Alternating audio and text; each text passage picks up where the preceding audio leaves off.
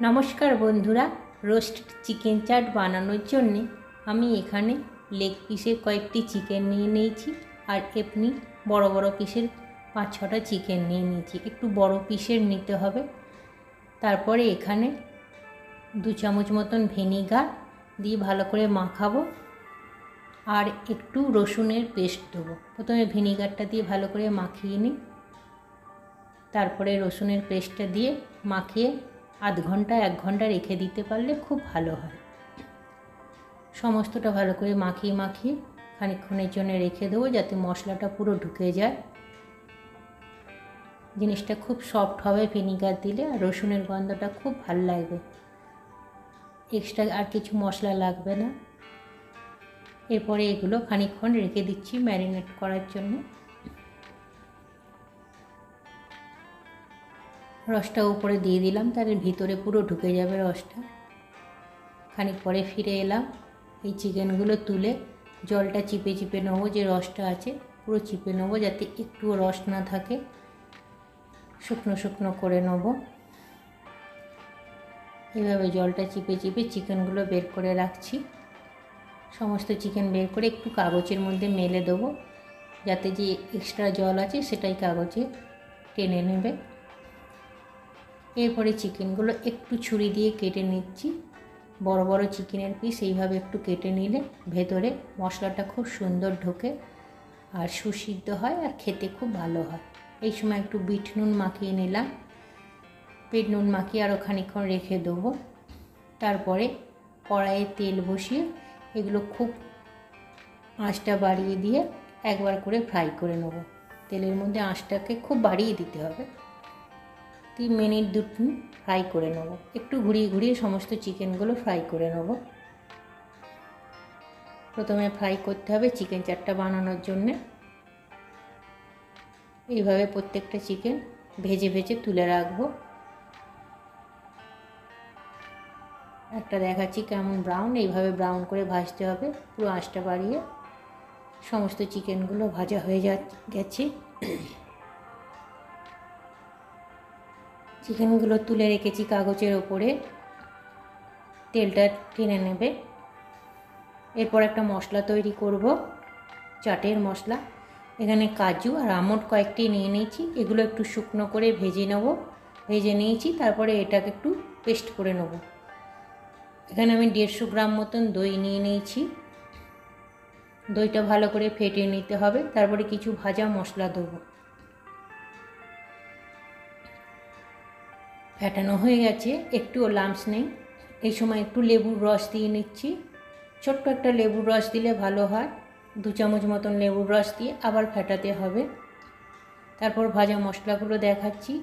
এখানে একটু ধনে ভাজার গুঁড়ো, একটু জিরে ভাজার গুঁড়ো দিয়েছি, আর একটু গরম মশলা আর একটু লঙ্কার গুঁড়ো। এটা গরম মশলা, জিরে ভাজার গুঁড়ো, লঙ্কার গুঁড়ো আর ধনে ভাজার গুঁড়ো সমস্ত কিছু ওই দইটার মধ্যে দিয়ে দেবো।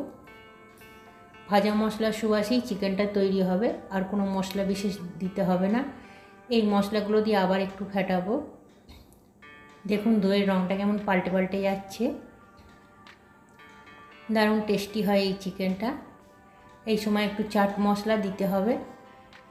চাট মশলা না দিলে কিন্তু টেস্ট আসবে না। চাট মশলাটা অবশ্যই দিতে হবে বন্ধুরা। একটু লঙ্কা, কাশ্মীরি লঙ্কা গুলে জলে গুলে তারপরে দিয়ে দিলাম যাতে কালারটা সুন্দর হয়।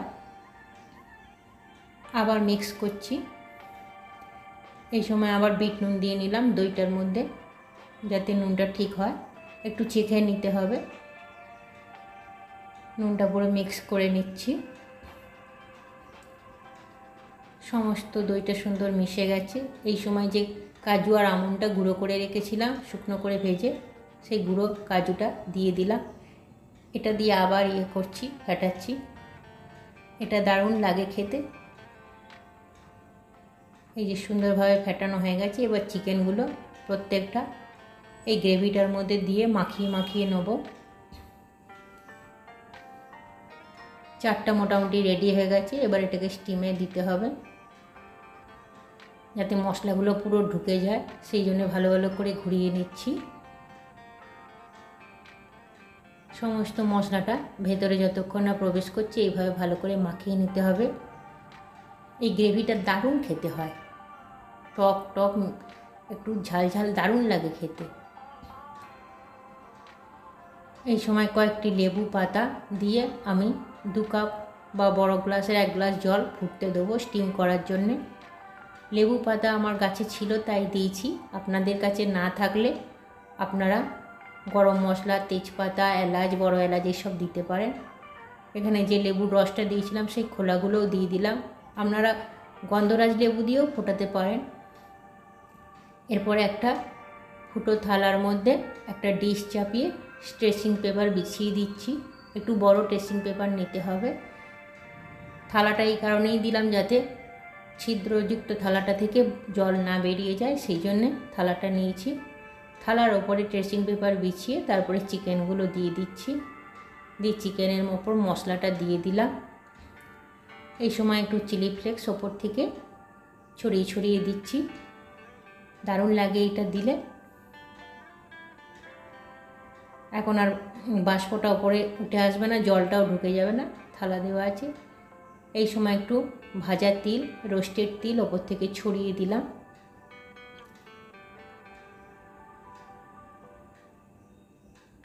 ছড়িয়ে দিয়ে তারপরে ড্রেসিং পেপারটা মুড়িয়ে দেবো, সুন্দর করে মুড়িয়ে দেবো। ওদিকে লেবু পাতাটা ফুটে গেছে জলের মধ্যে, দিয়ে এই ডিশটা পুরো চাপিয়ে দেবো। আগে ড্রেসিং পেপারটা ভালো করে মুড়িয়ে নিতে হবে, একটু বড় পেপার নিলে ভালো হয়, তাহলে সুন্দরভাবে মোড়ানো যায়। সমস্ত দিকটা মুড়িয়ে আবার কয়েকটি লেবু পাতা দিয়ে দেবো, সুন্দর গন্ধ আসবে বলে। আপনাদের কাছে লেবু পাতা না থাকলে আপনারা গন্ধরাজ লেবু কেটে কেটে ছড়িয়ে দিতে পারেন। ওপরে ঢাকাটা দিয়ে নিলাম। এই যে লেবু পাতাগুলো ফুটে গেছে, এরপরে আমি ট্রেটা বসিয়ে দেবো, যেটার মধ্যে চিকেনগুলো দিয়ে রেখেছি। চিকেনগুলো দিয়ে প্রথমে একটু বাড়িয়ে দিয়ে ভাপাতে দেবো, তারপরে আঁচটা কমিয়ে মোটামুটি 20 মিনিট মতন রাখতেই হবে। এই পাতাগুলোর কালার এসে গেলে বোঝা যাবে যে আমার চিকেনটা রেডি হয়ে গেছে। নামানোর আগে আর একবার বাড়িয়ে নেব, তারপরে নিভিয়ে দেবো। লেবু পাতা না থাকলে গরম মশলা, তেজপাতা এসবও ছড়িয়ে দেওয়া যায়। জায়ফলের টুকরো আমার গাছে ছিল তাই দিয়েছি। এই যে পাতাটা কালার চলে এসছে, বুঝতে হবে আমার চিকেনটা পুরো রেডি হয়ে গেছে। দেখাচ্ছি চিকেনটা খুলে, পাতাগুলো আগে সরিয়ে নিচ্ছি। দারুণ সুন্দর গন্ধ বেরিয়েছে, ভুরভুর করছে। চিকেনটা খুব নরম তুলতুলে, একদম জুসি হয়, মুখে দিলেই মিলিয়ে যায়। এই গ্রেভিটা দারুণ লাগে। চিকেনটা তুলে তুলে দেখাচ্ছি, এবার প্লেটিং করব। অসাধারণ একটা ডিশ, আপনারা প্লিজ একবার ট্রাই করবেন। লেবুগুলো স্লাইস করে রেখেছি, ওপর থেকে ছড়িয়ে দিচ্ছি। দুর্দান্ত লাগে। যদি ভাল লাগে প্লিজ আমাকে জানাবেন। নমস্কার বন্ধুরা।